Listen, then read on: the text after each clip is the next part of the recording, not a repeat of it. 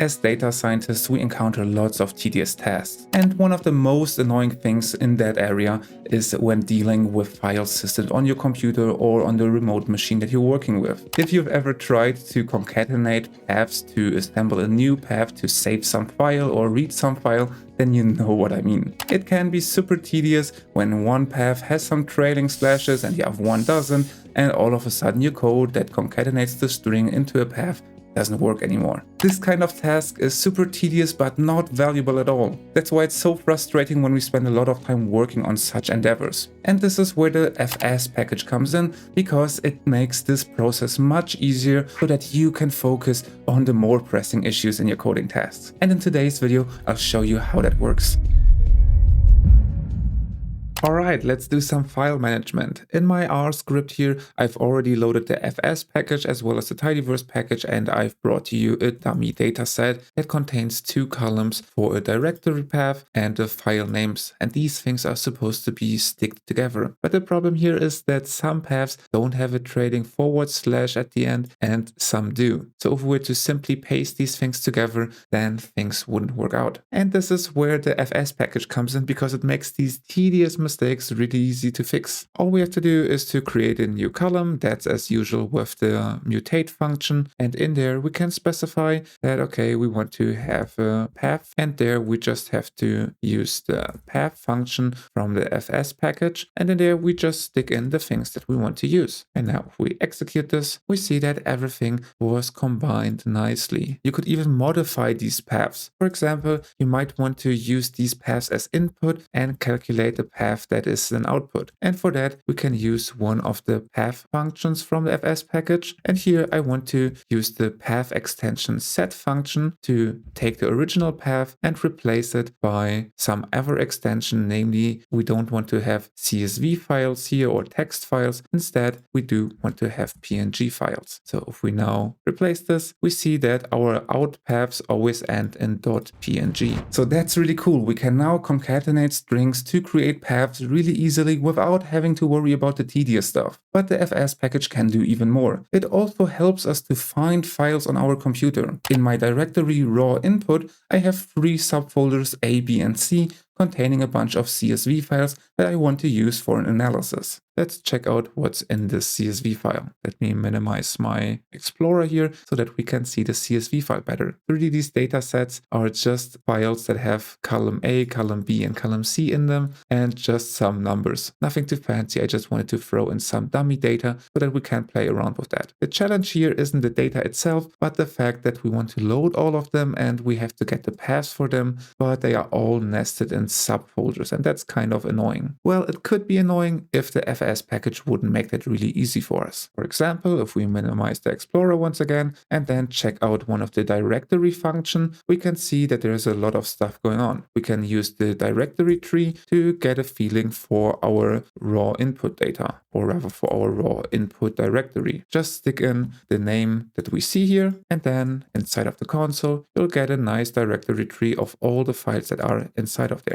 That's a pretty neat trick to get a quick overview of how things are nested. So that's nice for a quick overview, but you could also use some other functions like the directory info, where you stick in the raw input. And that way you'd get a tibble bag that has a whole lot of information, like the paths, the sizes, permissions, modification times, and a whole lot more. But chances are you only need this much amount of information only for very specific use cases. So in a lot of cases, you'll probably get away with only a directory of the paths that are in there, and that's where the directory list function comes in. Just like before, you can also stick in the raw input, and that way you get all directories back. Here you'd have to specify that you'd also want to recurse through all of the subfolders. And if you do, you see that you get back the directories as well as the files inside of the subdirectories. If you want to filter this down, you could use a regular expression and stick in something like .csv and make sure that it's at the end of the string that you're looking for, and any path that is in here that matches this pattern, this one will be returned. So with that, you could get all of your CSV files quickly, or rather the paths to those files. Of course, no one wants to get the file paths just for the sake of getting the file paths. Usually we want to process all of these files, and this is why you usually save the file paths into a variable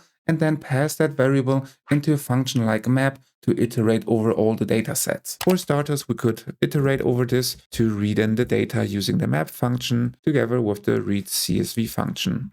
If you execute this, you'll see that your output is a list of CSV files, or rather the content of the CSV files. But maybe we want to process this data and generate a plot for every one of those files. We can do all of that via the map function by just replacing the read CSV function with a custom function that is supposed to do something with the file name. Or rather with the file path. That's probably a better way to think about it. So inside of this function, we can still read the file path to get the data, but then we could pass it to the ggplot function to make a nice plot out of this. For example, we could use as a mapping the column A and the column B as X and Y coordinates, and then we can add a geom point layer on top of that. Maybe we even want to set a size and a color for these plots. Let's save this as an intermediate variable, and now we want to save each plot to our system, and we could write this into not a raw input directory, but another directory that we might call output. So for that, we'd need to modify the file paths so that they are not CSVs, but PNGs. We've already learned this with the path extension set function, and then we'd also need to change the start of the path from raw input to outputs. So let's do this. Let's create a variable that we call outPath, where we just take the original file path and then change the CSV extension to the PNG extension, and then we have to resort to some string replacement where we use the strReplace function to replace the raw input at the beginning of the string. This notation here means beginning of the string, that's regular expression notation, and we replace it with output. And now inside of our function, we can make sure that this directory output actually exists, and we do so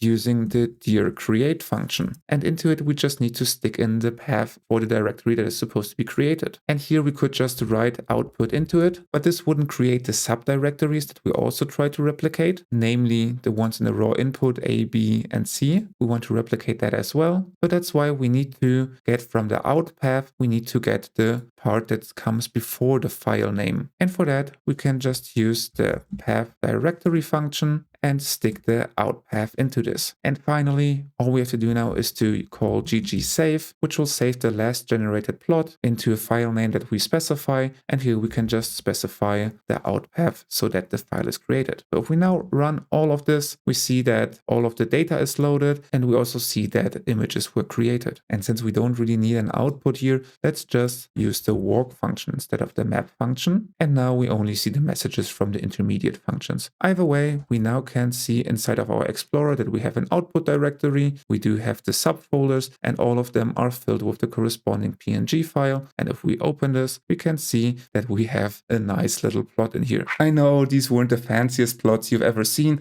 but my point here wasn't that we can generate plots, but rather that we can interact with our file system in one smooth workflow with the help from the FS package. If you enjoy such workflow tricks, then my data cleaning masterclass might be the thing you're looking for.